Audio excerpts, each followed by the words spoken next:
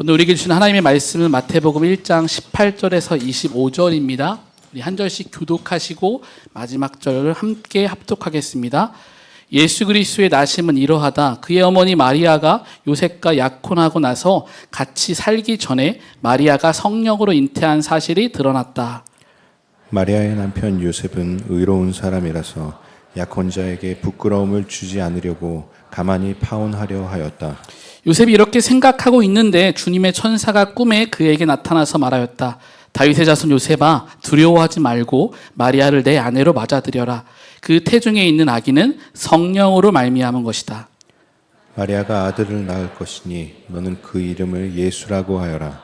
그가 자기 백성을 그들의 죄에서 구원하실 것이다. 이 모든 일이 일어난 것은 주님께서 예언자를 시켜서 이르시기를 보아라, 동정녀가 잉태하여 아들을 낳을 것이니 그의 이름을 임마누엘이라고 할 것이다 하신 말씀을 이루려고 하신 것이다. 임마누엘은 번역하면 하나님이 우리와 함께 계시다는 뜻이다. 요셉은 잠에서 깨어 일어나서 주님의 천사가 말한 대로 마리아를 아내로 맞아들였다. 그러나 아들을 낳을 때까지는 아내와 잠자리를 같이 하지 않았다. 아들이 태어나니 요셉은 그 이름을 예수라고 하였다. 아멘. 살아계신 하나님의 말씀입니다. 다 함께 자리에 앉겠습니다. 네, 반갑습니다. 너무나 환대해 주셔서 감사를 드립니다. 제가 처음에 선한목자교회 왔을 때보다 더 큰 환영을 해주셔가지고 다윗 공동체가 너무 사랑의 공동체구나라는 것을 또 다시 한번 느끼게 됩니다. 함께 울고 또 함께 웃으며 예수님이 주인 되시는 우리 공동체를 세워가도록 하겠습니다. 특별히 오늘 대림절 4주이면서 우리 또 이제 성탄 주일로 먼저 보내는데요. 우리 다윗 공동체는 이제 성탄절에 예배가 없기 때문에 옆에 있는 분들께 이렇게 미리 인사했으면 좋겠습니다. 메리 크리스마스. 네, 메리 크리스마스. 네, 기쁜 성탄을 준비합니다. 그리고 또 이렇게 인사했으면 좋겠습니다. 함께함이 기쁨입니다. 네. 예수님이 우리와 함께 하심이 가장 큰 기쁨인 줄로 믿습니다. 우리 귀한 다윗 공동체의 지체들이 함께함이 가장 큰 기쁨인 줄로 믿습니다. 사랑하는 여러분, 우리 인생을 살아가다 보면 믿기 힘든 이야기를 들었을 때가 있습니다. 그렇죠? 와, 정말 저 뉴스가 사실일까? 세상 여러 가지 뉴스를 접할 때마다 정말 믿어지지 않는 뉴스들도 있고요. 우리가 인생을 살아가다 보다가 정말 생각지도 못했던 일을 경험할 때 우리는 진짜 이 일이 사실이야? 정말? 맞아? 우리 정말 현실을 또 우리가 직시하기까지 그 일이 믿어지지 않을 때가 있습니다. 성경에도 참 우리가 믿기 힘든 이야기들이 많이 있죠. 성경에 우리의 인간의 생각과 과학적 지식으로만 보면 믿을 수 없는 이야기들이 성경에 참 많이 있습니다. 그런데 그 중에서 가장 믿기 힘든 이야기 중에 하나가 오늘의 이야기가 아닐까 생각이 듭니다. 우리 마태복음 1장 18절의 말씀은 이야기하죠. 함께 읽을까요? 시작. 예수 그리스도의 태어나심은 이러하다. 그의 어머니 마리아가 요셉과 약혼하고 나서 같이 살기 전에 마리아가 성령으로 잉태한 사실이 드러났다. 예수님의 탄생 이야기를 성경이 소개합니다. 우리 마태복음 1장 서두에 족보가 쭉 나오면서 예수님의 태어남 이야기가 소개되고 있는데 예수님께서 바로 성령으로 동정녀 마리아의 몸에 잉태되었다라고 이야기합니다. 이게 참 쉽지 않은 이야기입니다. 오늘 많은 그리스도인들이 비그리스도인뿐만 아니라 크리스찬들도요, 이 문제 앞에서 이게 정말 믿어지지 않는다. 어떻게 동정녀, 결혼도 하지 않은 남자와 여자가 어떻게 아이를 가질 수 있느냐라는 질문을 갖기도 합니다. 교회 안에서 그래서 얼마 전에 크리스찬 투데이라고 하는 좀 된 기사긴 한데요. 거기서 이제 설문대도 보면 교회 안에 크리스찬들에게 물어봤다고 합니다. 당신은 동정녀 탄생을 믿습니까? 몇 퍼센트가 나오는지 아십니까? 48%가 나왔습니다. 그 얘기 뭐예요?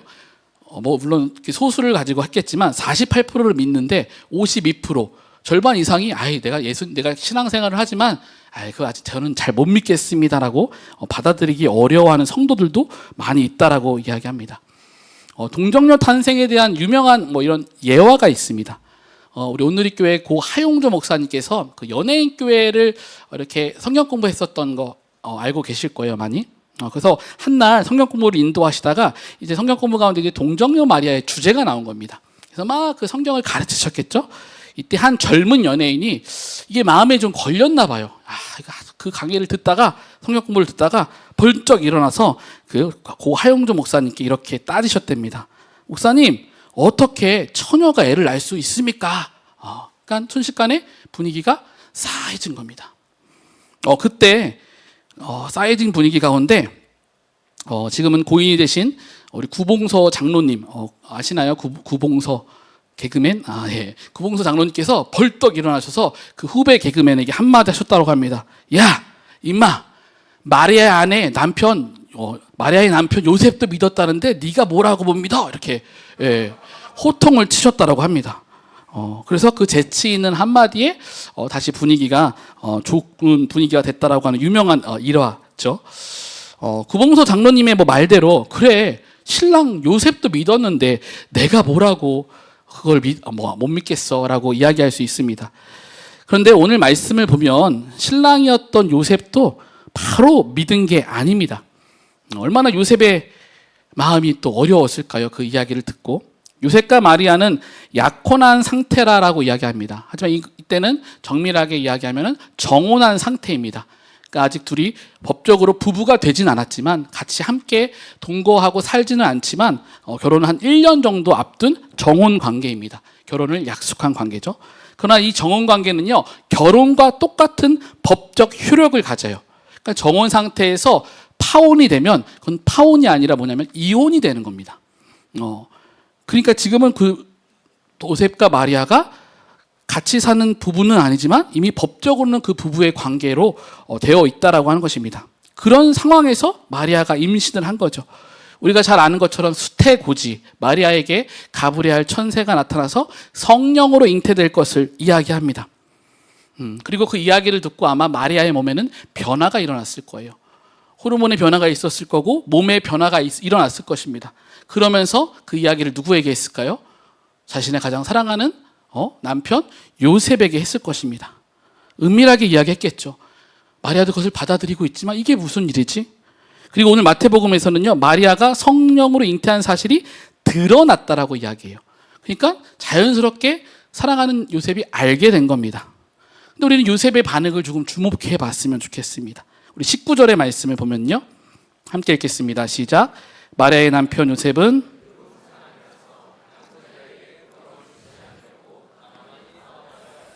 요셉이 어떤 사람이라고 이야기하죠? 의로운 사람입니다. 그래서 약혼자에게 부끄러움을 주지 않으려고 이제 파혼하려고 하는 거죠.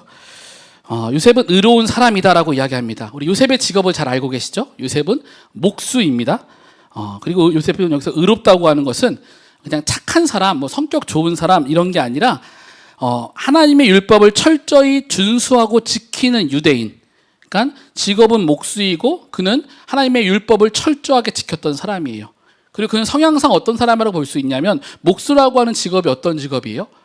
단순하게 그냥 그런 나무에 관련된 일을 하는 사람이 아니라 그 당시에 이 목수는 건축에 관련된 일을 하는 사람을 또 목수라고도 불렀습니다. 건축에 종사하시는 분들은 아시겠지만 건축에 있어서 가장 중요한 것은요, 설계도를 짜고 정말 철저하게 하루하루 계획에 따라서 그 건물을 짓고 일들을 해나가야 합니다.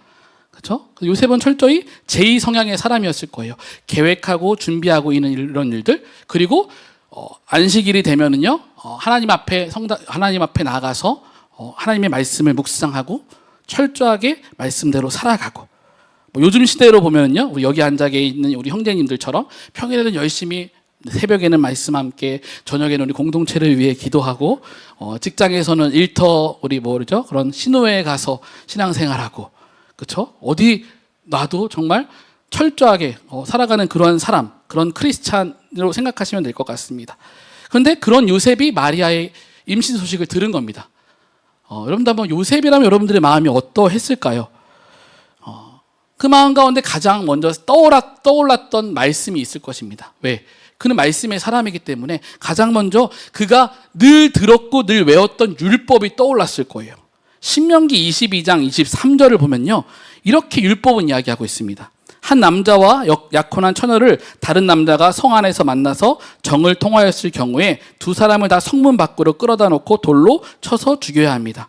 그 처녀는 성 안에 있으면서도 소리를 지르지 않았기 때문이요, 그 남자는 이웃의 아내를 범하였기 때문입니다. 그리하여 당신들은 당신들 가운데서 이런 악의 뿌리를 뽑아야 합니다.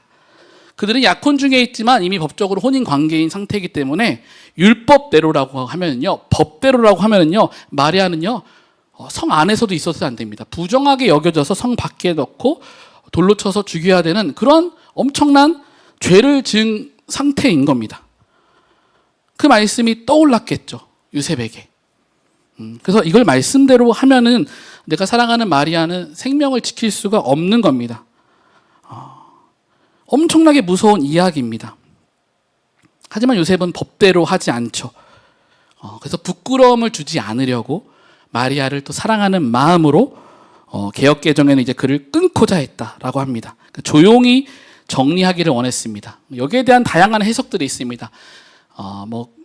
요셉이 어떤 좀 너무 사랑이 넘치는 사람이어서 그렇다, 마리아를 배려한 거다, 여러 가지 해석들이 있지만 이런 해석들은 성경적인 근거가 너무 약하고요. 이 상황을 정확하게 이해하려면 그 당시의 사회적 배경을 봐야 됩니다. 요셉과 마리아가 살았던 동네가 어딜까요? 나사렛입니다. 나사렛. 나사렛이라고 하는 동네는 굉장히 작은 마을입니다. 많은 학자들이 300명에서 500명 정도 살았던 마을이래요. 우리가 지금 예배당이 한 200에서 300명 항상 예배 인원 드리시거든요. 요 정도가 사는 마을이에요. 그렇죠? 그 마을에 마리아와 요셉이 어릴 적부터 쭉 자란 거예요. 그러면요, 그들이 서로를 알았을까요, 몰랐을까요? 네, 반응 좀 해주시면. 이 정도 사는 마을에서 우리 시골이 고향이신 분들, 혹시 제가 인천 강화도가 공항이고 전 리에서 태어났거든요. 리 아시죠? 리에서 태어나서 쭉 저도 자랐는데 알아요, 서로. 엄마들끼리 다 알고요. 교회를 다니든 안 다니든 누구네가 몇 남매고 누구네 집에서 누가 속을 썩이는지, 누가 어떻게 되는지 모를 수가 없어요. 서로 누구네 집 아들이 어떻고, 저는 이제 목사 아들이었는데 저희 교회의 목사님 아들은 어떻고 모를 수가 없습니다. 300명이면요 다 아는 사이예요. 엄청 적은 수입니다. 그 동네에서 그들이 자랐어요. 그리고 그 안에서 서로 약혼하고 정혼한 거예요. 이미 정혼을 했다는 것은요, 이미 서로를 너무 잘 아는 사이예요. 그리고 또 우리가 하나 기억해야 되는 사실이 하나 뭐냐면요, 여러분, 하나님께서 우리의 죄를 구원하기 위해서 예수 그리스도를 이 땅에 보내주시려고 계획을 하셨겠죠? 인간들의 죄가 너무나 크고 더 이상 구약의 이제 선지자들의 예언과 심판으로 안 돼서 400년이라고 하는 구약과 신약의 공백기를 두고 하나님도 엄청 고민하셨을 거예요. 그러다가 주신 방법이 독생자 예수님을 보내는 거잖아요. 근데 그를 이 땅에 보내야 되는데 어떤 방법으로 보내야 될까? 성육신하기 위해서 인간이시면서도 신을 보내셔야 되잖아요. 그러면 누군가 선택해야겠죠. 그럼 하나님이요, 그냥 지나가는 아무런 사람을 선택해서 그가 성령으로 잉태하게 했을까요? 아닙니다. 하나님이 보시기에 가장 합당한 사람, 우리 다윗 공동체에 고백하는 표처럼 하나님의 마음에 맞는 사람을 선택하셨겠죠. 그게 누구예요? 마리아입니다. 그렇다는 것은 마리아는 어떤 사람입니까? 우리의 말로 예수 그리스도 한 분만으로 충분했던 사람이고요, 말씀의 기도에 하나님을 너무나 사랑하는 그 한 여인이었던 겁니다. 아무나 하나님이 선택해서 마리아가 선택된 게 아니고요, 마리아는 이미 그러한 선택을 받았던 사람입니다. 얼마나 마리아가 신실한 사람인지, 하나님을 경외하는 사람인지 어릴 때부터 그랬을 거예요. 마리아는 행실이 달라요. 성품이 달라요. 그 마리아를 사랑했던 요셉은요, 그 마리아를 알았겠죠. 마리아가 어떤 사람인지. 그래서 이 마리아가 임신을 했다라는 소식을 들었을 때, 우리 지난주 금요일 날 우리 헬컴퍼니라고 해서 교회에서 이제 연극을 했는데, 거기서 이제 막 약간 역할글에서 마귀들이 가서 속삭이잖아요. 야, 요셉, 저거 지금 너의 그 마리아가, 그쵸? 너에게 잘못을 저지른 거에서 막 의심하게 하고, 막 분노하게 하려고 하고, 막 배신감을 갖게 하려고 막 해요. 근데 성경에는 자세히 나와 있지 않지만 요셉은 의심하지 않았습니다. 마리아를 너무나 평생 봐왔기 때문에 마리아가 그럴 사람이 아니라는 걸 알고 있었어요. 내가 사랑하는 마리아가 그런 사람이 아니라는 것을. 다른 남자를 만났을까 의심하거나 그 사실로 분노하지 않았습니다. 하지만 요셉은 율법에 능통했고 하나님의 의를 갖고 있던 사람이에요. 그렇기 때문에 요셉이 선택한 것은 조용히 정리하고자 합니다. 그럼에도 불구하고 요셉에게 있어서 이 사건은 너무나 부담이 되었습니다. 하나님의 말씀에 잘 깨어 있었고 세상적으로는 신실하고 경건한 크리스찬인 요셉이었지만 요셉에게도 이 성령 잉태 사건은요 부담인 거예요. 부담. 우리는 이 것을 신앙적 용어로 뭐라 그래요? 거룩한 부담. 마리아를 너무나 사랑해요. 마리아가 그러지 않을 것도 알고요. 그래, 머리로는 이해가 돼요. 근데 그게 받아들여지지가 않는 겁니다. 사랑하는 우리 다윗 공동체 지체 여러분, 여러분들 삶 가운데도 이런 거룩한 부담이 일어날 때가 있죠. 그렇죠? 저도 있습니다. 지금입니다. 지금. 네. 하나님, 제가 뭐라고 이 귀한 다윗 공동체 우리 여재호 목사님이 교회를 이제 새롭게 준비하시면서 제가 이 자리에 올 거라고 한 번도 저는 뭐 생각했던 적도 없고 뭐 기도했던 적도 없고, 근데 하나님이 저에게 이 자리를 탁 맡기셨을 때 뭐 두려움 이런 마음은 없었습니다. 의심이 들지 않았습니다. 왜 나를 이곳에 보내시는 게 아니라 제 안에 부담감이 왔습니다. 거룩한 부담감. 하나님, 제가 이 귀한 지체들 또 이 귀한 공동체를 정말 잘 섬길 수 있을까요? 여러분들 그럴 거예요. 이 부담 때문에 막 가슴이 답답하고 잠이 안 오고. 저는 잠은 잘 잤습니다. 잘 자면서 우리 다윗 공동체 섬기기 위해서 기도 열심히 했는데 막 부담이 오잖아요. 그때 어떻게 해요? 막 옆에 있는 우리 목자님들에게, 속장님 목자님들에게 물어보죠. 이거 어떻게 해야 됩니까? 목사님들에게 상담을 하죠. 그럼 목사님은 또 막 뻔한 얘기하고 막 그러면 근데 하나님이 어떻게 일하시는지 보세요. 이 요셉조차도 받아들이기 어려운 이 성령 잉태의 사건을, 이 거룩한 부담을 갖고 이제 잠자리에 든 요셉에게 하나님께서 천사를 통해 말씀하십니다. 20절 말씀 함께 읽을까요? 시작. 요셉이 이렇게 생각하고 있는데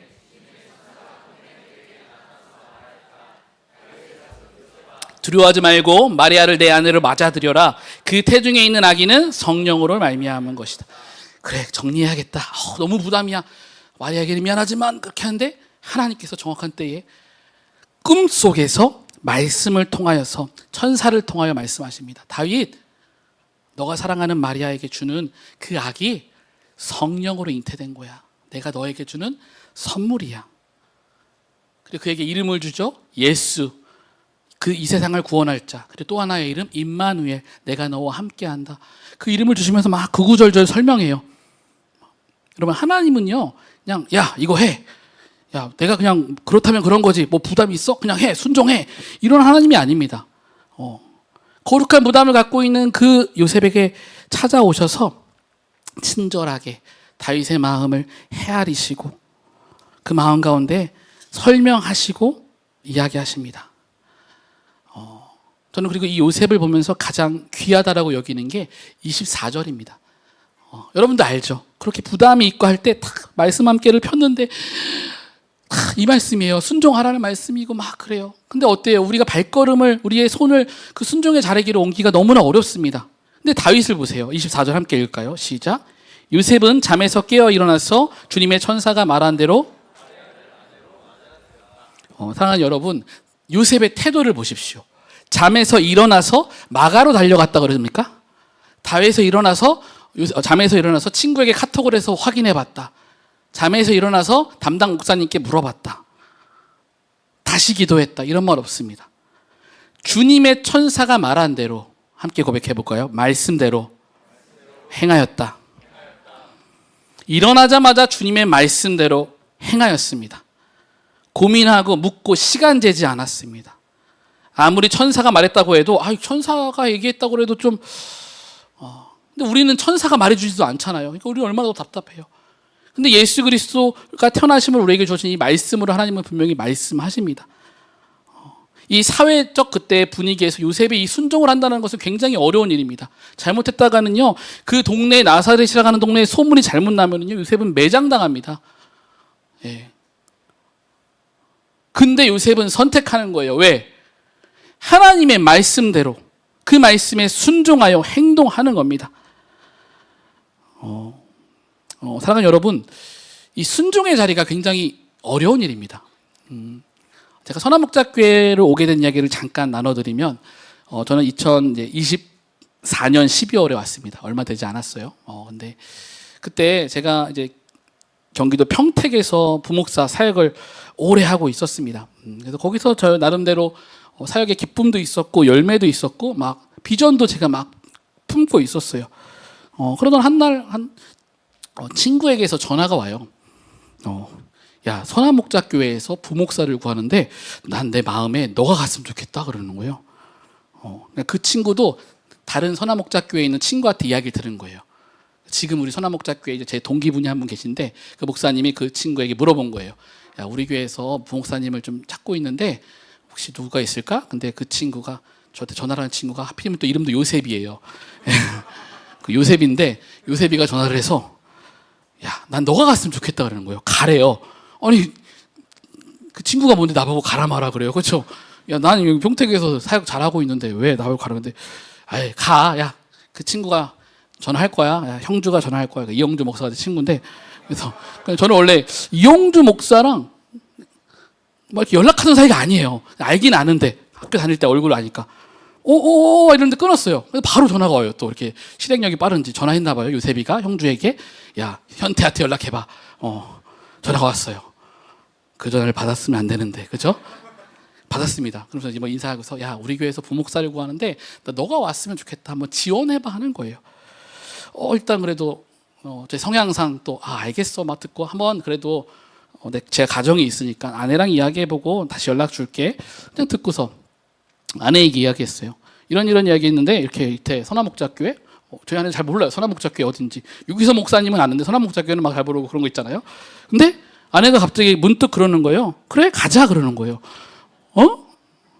그렇다고 뭐 아내가 그 교회에서 뭐 힘든 일이 있고 어려웠던 게 아니라 그냥 가재요. 그래서 아내가 왜 그럴까? 저는 그곳에서 있는 게 너무나 또 좋았기 때문에 좀 있으면 제가 거기서 이제 막 이렇게 선임이 될 수 있는 때였거든요. 다른 부목사님들이 다 나가신다 그래서 야, 좀만 참으면 내가 왕이 되길 수 있겠구나. 근데 아내가 또 얘기하니까 다음날 새벽에 기도를 했어요. 근데 기도하는 마음 가운데 자꾸 그래도 지원을 해봐야 된다는 마음이 막 드시는 거예요. 그래서 핑계를 만들어야 되잖아요. 그래서 그때 담임 목사님을 제가 찾아갑니다. 모든 다른 교회 이렇게 면접을 보려고 하면 지원하려고 하면 담임 목사님께 말씀드려야 되는 게 예의니까 담임 목사님 방을 똑똑똑 녹화하고 들어가죠. 제 마음 가운데 목사님이 송 목사 어디 가려고 그래. 우리 함께 해야지. 그 마음이 있었어요. 날 잡아줄 수 있는 분. 그러면 제가 핑계가 되잖아요. 여보, 담임 목사님 나가지 말래. 형주야, 미안해. 난 여기 평택을 책임져야 돼. 그럴 수 있잖아요. 담임 목사님께 툭툭 들어가서 뭐 이런저런 해서 목사님, 제가 지금 이런 상황인데 연락이 왔는데 선한목자교회라고 하는 곳에 한번 지원을 하니까 그때 담임 목사님이 그래요? 뭐 하나님 인도하면 가야죠 그러는 거예요. 네 목사님? 네, 그러니까 뭐 내가 뭐 잘못을 했나 그런 것도 아니었군요. 뭐 가야죠. 근데 언제 가요? 그러는 거예요. 목사님 아직 이력서도 안 썼고요. 합격한 것도 아니고요. 네, 그래요. 결정되면 알려줘요. 그러는 거예요.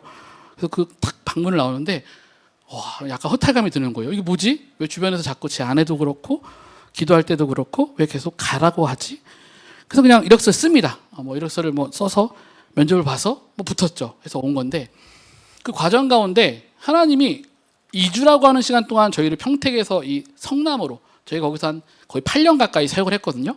8년 동안 제가 사역하던 자리를 옮긴다는 게 굉장히 쉽지 않은 일입니다. 근데 하나님이 제가 그냥 하루 만에 그렇게 결정을 하고 하니까 하나님이 그 일을 행하시는데 정말 놀랍습니다. 저희 아내가 약간 정리해야 되는 일이 있었어요. 아내가 그 사모로서 있고 다른 일을 좀 할 수 있어서 일을 하면서 근데 그것도 막 순식간에 정리가 되는 거예요. 그러면서 하나님이 막 이사 날짜도 잡으시고 복정동으로 12월에 이사를 하게 됩니다.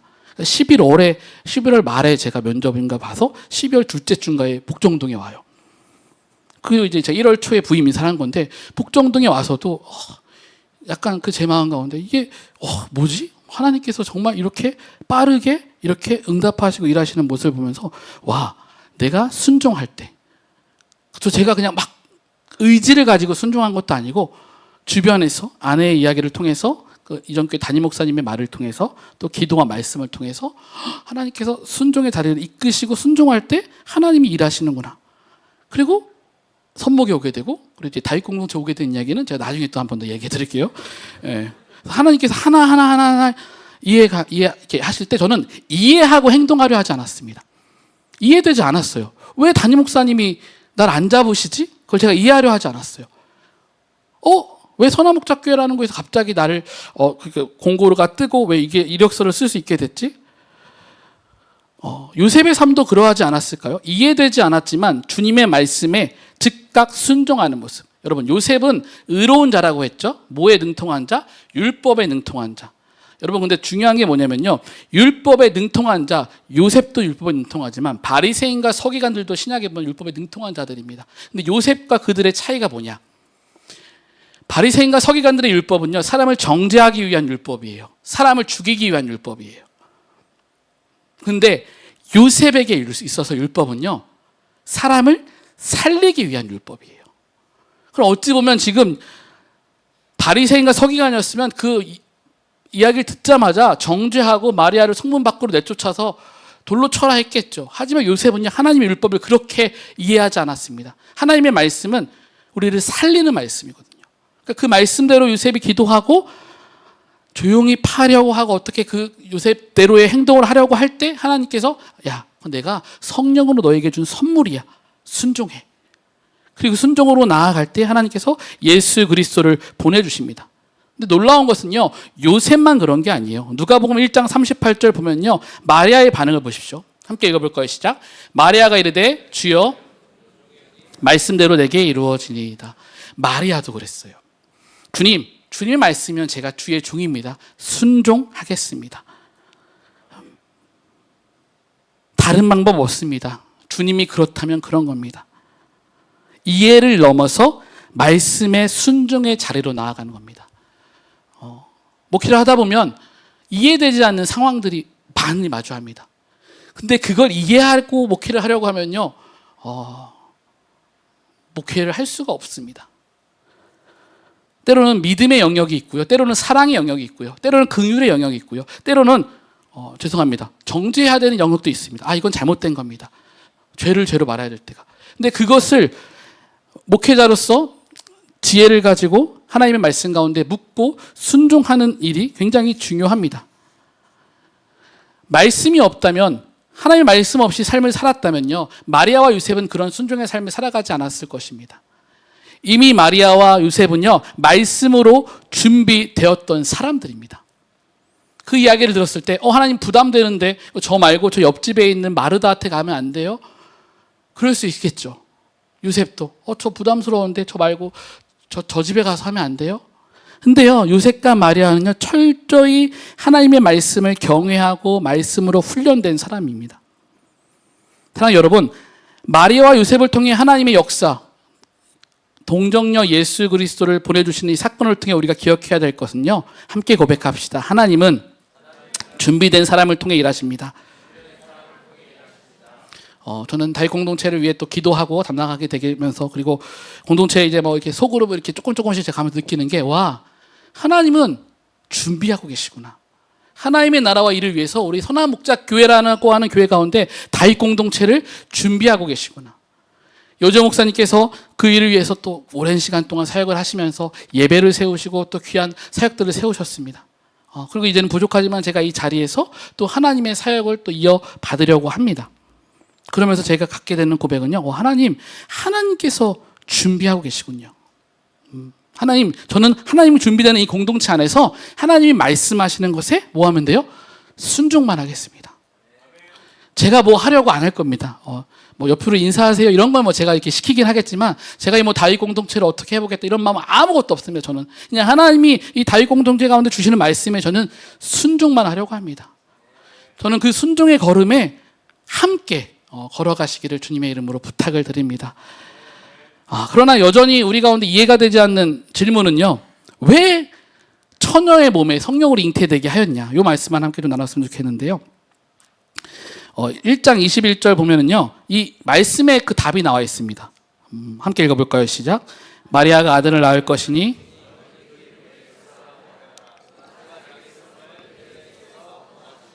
자, 이름에 해답이 담겨 있죠. 이름이 뭐죠? 예수. 그들을 죄에서 뭐 할 자?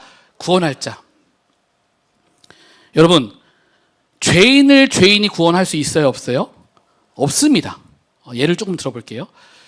사형수가 모여있는 감옥에서 다 이게 죽을 날을 앞두고 있는 거예요. 죄를 짓고 다 온 사형수예요. 근데 어떤 한 사형수가 손을 들고 재판장님, 제가 여기 있는 사형수들 대신에 있는 모든 죄를 지고 제가 대신 죽겠습니다. 저들을 풀어주십시오. 말이 돼요? 안 돼요? 안 되죠. 야, 니도 죄인인데 뭐 니가 쟤네 죄를 어떻게 져? 근데 반대로 말해서요, 아무런 죄가 없이 저희들처럼 평범하게 살아가는 사람이 와서 재판장님, 제가 저 감옥에 있는 저 사형수를 대신해서 제가 감옥에서 살겠습니다. 죄를 대신 감당하겠습니다. 저 사람을 풀어주세요. 뭐 이런 쪽으로 그러면 그래, 그럼 너가 대신 들어가.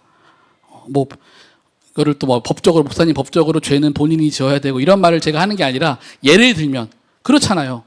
그 죄를 용서해 줄 수 있는 건 죄 없는 자만 가능하거든요. 근데 성경은요, 인간은 모두가 죄인이다라고 이야기합니다. 그 인간이 죄를 구원할 수 있어요? 없어요? 없습니다. 그렇기 때문에 인간의 몸으로 오시는 하나님이 필요한 거예요. 그래서 인간과 같은 아기의 모습으로 이 세상에 예수님을 보내주시지만 그 방법이 남자와 여자를 통해서 주시는 방법이 아니라 성령으로 잉태되었기 때문에 예수 그리스도가 뭐가 되시는 거예요? 구세주가 되시는 것입니다. 이 세상에 죄가 없는 유일한 분 누구? 인간 누구? 예수님이 이 땅 가운데 오신 겁니다. 그러면서 말씀하시죠. 23절, 보아라, 처녀가 잉태하여 아들을 낳을 것이니 그의 이름을 임마누엘이라 할 것이다 하신 말씀을 이루려고 하신다. 요셉이 이 말씀을 또 듣는 순간 알았을 거예요. 어디의 말씀이에요? 이사야서 7장 14절의 말씀을 하나님이 이루시는 거예요. 요셉이 잠들기 전에 두려웠을 때 그 신명기의 말씀이 생각나서 두려웠겠죠. 어떡하지? 잘못하면 죽겠나? 근데 하나님이 다시 한번 말씀으로 하시는 거야. 기억해봐. 내가 이사야서에 뭐라 그랬어? 동정녀가 잉태의 아들을 낳을 것이라 그랬잖아. 그 동정녀가 지금 너희가 사랑하는 아내 마리아야. 하나님은 철저하게 말씀으로 우리에게 일하고 계십니다. 사랑하는 여러분, 하나님이 그러면서 우리에게 놀라운 축복을 주세요. 아기 예수님을 이 땅 가운데 보내십니다. 구약의 하나님은 어떤 하나님이냐면 나타날 때마다 막 우르르 쾅쾅 천둥같이 울리고 막 그래요. 구약에 보면요. 그리고 항상 그러면서 하나님이 막 나오시면서 그러시죠. 두려워하지 마라, 무서워하지 마라. 뭐예요? 나는 너의 하나님이다. 구약의 하나님 원래 그런 하나님이었어요. 멀리 계신 하나님, 두려운 하나님. 근데 인간의 몸으로 예수님이 오시면서 우리와 가까이 계신 아기 예수님이 우리와 함께 하시는 임마누엘의 예수님을 우리에게 보내주신 겁니다. 사랑하는 여러분, 우리를 구원하시기 위해 예수님을 보내주시면서 가장 놀라운 축복을 주시죠. 임마누엘. 내가 너희와 어떻게 한다? 함께한다. 함께함이 기쁨입니다에서의 가장 큰 고백은 뭡니까? 우리가 누구와 함께함이 가장 큰 기쁨입니까? 예수 그리스도. 그리고 또 어떤 말씀을 주세요? 우리가 예수 그리스도와 함께 기뻐하고 우리 안에 그 공동체, 요셉과 마리아, 그냥 마리아가 혼자 예수님을 잉태한 것이 아니라 그 옆에 사랑하는 남편을 주었고 사랑하는 또 공동체를 허락하여 주셨습니다. 우리의 인생은 너무나 외롭고 고단한 인생길입니다. 당장 내일을 장담할 수 없는 것이 우리의 삶입니다. 우리는 근원적으로 불안감 때문에 여기저기를 헤맬 수밖에 없는 존재입니다. 그렇기 때문에 우리에게 임마누엘의 하나님이 성육신하셔서 이 땅 가운데 오셨습니다. 혹시 아직도 이 성령으로 잉태된 사실이 마음 가운데 걸리거나 좀 믿어지지 않는 분들이 계시다면 이번 한 주 이 말씀을 붙잡고 기도할 때에 맞아, 나의 이해할 수 없는 영역을 넘어서 일하시는 그 하나님을 만나게 되길 주님의 이름으로 축원합니다. 존 웨슬리, 우리 감리교회 창시자이신 존 웨슬리의 목사님의 유명한 유언이 있습니다. 어떤 말씀을 하셨냐면요, 무엇보다 가장 좋은 것은 하나님이 우리와 함께 계시는 것이다. 존 웨슬리 목사님이 마지막으로 어떤 말을 할까 했을 때 제자들에게 뭐 다른 얘기 하지 않았습니다. 가족들에게 내가 인생을 살아보고 복음을 전하며 살아보니까 가장 좋은 것 하나님이 우리와 함께 하시는 것이다. 사랑하는 다윗 공동체 여러분, 우리가 성탄절을 기다리고 성탄절을 맞이하며 여러분들에게 있어서 가장 좋은 것, 가장 기쁨의 소식은 무엇입니까?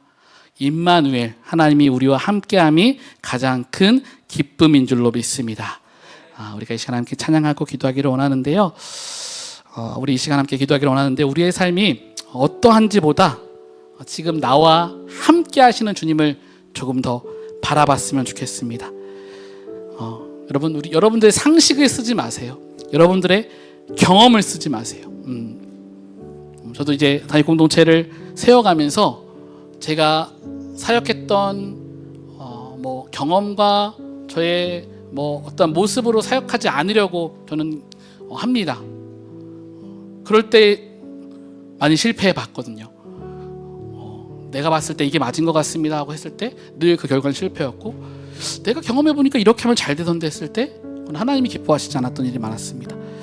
사랑 여러분, 내 상식과 경험으로 다 이해할 수 없는 순간이 있죠. 그때 요셉과 마리아처럼 하나님 앞에 순종하길 바랍니다. 하나님께서 쓰시는 말씀의 사람으로 부족함 없도록 여러분, 우리 함께 말씀으로 치열하게 살아가 봅시다. 인간적인 두려움, 또 때로는 거룩한 부담이 있습니다. 그렇죠? 그때 우리 주저앉으면 안 됩니다. 그 부담을 넘어서 하나님의 일하심을 신뢰하며 순종의 자리로 나아가게 하여 주옵소서. 우리 두 번째 기도 제목입니다. 우리 함께 읽을까요? 두 번째는 시작. 임마누엘의 하나님과 동행하는 기쁨이 넘쳐나게 하소서. 주님과 함께함이 가장 큰 기쁨이 되게 하시고 공동체 지체들과 함께 울고 웃는 사랑 가득한 공동체를 세워가게 하옵소서. 아멘. 우리 두 가지 기도 제목 함께 붙잡고 주님의 이름 한번 간절히 부르짖고 기도하시겠습니다. 주여, 살아계신 하나님 아버지, 그렇습니다. 아버지, 그 마리아의 잉태 사건, 아버지, 우리가 머리로 이해할 수 없는 일들입니다. 하지만 주님은 말씀하십니다. 너의 머리로 이해하지 마라, 너의 경험으로 아버지 이해하지 마라고 말씀하십니다. 하나님, 간절히 기도하는 것은 요셉과 마리아처럼 하나님의 말씀 앞에 전적으로 순종하게 하여 주옵소서. 하나님께서 쓰시는 말씀의 사람으로 부족함이 없도록 주여 우리 가운데 함께하여 주옵소서. 매일매일 말씀 앞에 치열하게 살게 하시고 인간적인 두려움이나 거룩한 부담에 머무르는 자들이 아니라 하나님의 일하심을 신뢰하며 한 걸음 더 나아가는 우리 사랑하는 우리 다윗 공동체 모든 지체들 될 수 있도록 주여 함께하여 주옵소서. 임마누엘의 하나님, 우리가 정말 주님과 동행하는 것이 가장 큰 기쁨인 줄로 믿습니다. 하나님, 우리 사랑하는 다윗 공동체 지체들을 하나님이 준비하고 계십니다. 하나님의 그 일을 위해서 우리가 아버지 하나님이 쓰시기에 가장 좋은 종 되게 하여 주옵소서. 살아계신 하나님, 감사합니다. 오늘 주신 그 말씀을 통하여서 우리의 머리로는 이해할 수 없지만, 우리의 경험으로는 알 수 없지만 오직 하나님의 말씀 앞에만 순종할 수 있도록 인도하여 주신 은혜에 감사를 드립니다. 하나님, 사랑하는 우리 다윗 공동체 모든 지체들이 하나님께서 쓰시기에 정말 편하고 하나님이 쓰시기에 좋은 종으로 살아갈 수 있도록, 말씀에 살아갈 수 있도록 우리의 삶의 지경을 주여 열어 주옵소서. 주님, 사랑하는 우리 삶 가운데, 지체들의 삶 가운데 때로는 두려움 가운데, 때로는 거룩한 부담 가운데 어찌할 바를 알지 몰라 머뭇거릴 때가 있습니다. 그럴 때 주님, 우리가 주의 말씀에 온전히 순종함으로 나아갈 수 있는 순종의 사람 될 수 있도록 주여 함께하여 주옵소서. 거룩한 담대함 주시고 거룩한 하나님의 행동력을 우리에게 주셔서 하나님, 우리의 행동이 나의 유익과 나의 뜻을 이루는 것이 아니라 하나님의 나라를 온전히 이루는 행동들이 될 수 있도록 우리의 삶을 지키시고 도우시고 함께하여 주옵소서. 주님, 우리에게 있어서 가장 큰 기쁨이 임마누엘의 기쁨이 되기를 원합니다. 나와 함께 하시는 예수 그리스도를 바라보는 영적인 눈이 또 활짝 열리게 하시고 나와 함께 하시는 예수님과 동행하며 정말 성교적 삶을 살아가기에 부족함 없을 수 있도록 우리 모든 지체들의 삶 가운데 함께하여 주옵소서. 주님, 한 주간의 삶을 주님께 맡깁니다. 우리 기쁨의 또 성탄을 맞이하고 또 직장에서, 일터에서, 삶의 많은 모든 자리에서 하나님께서 우리의 삶을 인도하여 주실 텐데 하나님의 말씀 앞에 온전히 순종하는 한 주 되게 하여 주옵소서. 감사드리며 이 모든 말씀 우리 주 예수 그리스도의 이름으로 기도드렸습니다. 아멘. 우리 함께 예수를 함께 하시네 찬양하시겠습니다. 자리에서 일어나서 기도하시겠습니다. 고단한 인생길 힘겨운 오늘도 예수 내 마음 아시네. 지어간 아픔도 마주할 세상도 예수 내 마음 아시네. 하루를 살아도 기쁨으로 가리 예수 늘 함께 하시네. 후회도 염려도 온전히 맡기리 예수 늘 함께 하시네. 믿음의 눈 들어 주를 보니 이 또한 지나가리라. 주어진 내 삶의 시간 속에 주의 뜻 알게 하. 믿음의 눈 들어 주를 보기 원합니다. 주를 보니 이 또한 지나가리라. 주어진 새 삶의 시간 속에 주의 뜻 알게 하소서. 드려진 예물을 위해 기도하고 축도하겠습니다. 하나님 감사합니다. 우리에게 허락하신 또 귀한 재정 하나님께 기쁨과 감사로 드립니다. 이 예물이 정말 하나님의 거룩한 그 나라 위에 사용되게 하여 주옵시고 우리가 기쁨으로 이 예물을 드릴 때에 우리 삶 가운데 하나님이 채우시고 베푸시는 은혜가 날마다 넘쳐나게 하여 주옵소서. 이제는 우리 주 예수 그리스도의 은혜와 놀라우신 아버지 하나님의 사랑과 성령님의 감화감동 함께 하심이 우리가 거룩한 부담을 넘어 말씀의 순종의 자리로 나아가기로 결단하는 우리 사랑하는 모든 다윗 공동체의 지체들 한 사람 한 사람 가운데, 가정 가운데, 일터 가운데 이제로부터 영원토록 함께 하시기를 간절히 축원하옵나이다. 아멘.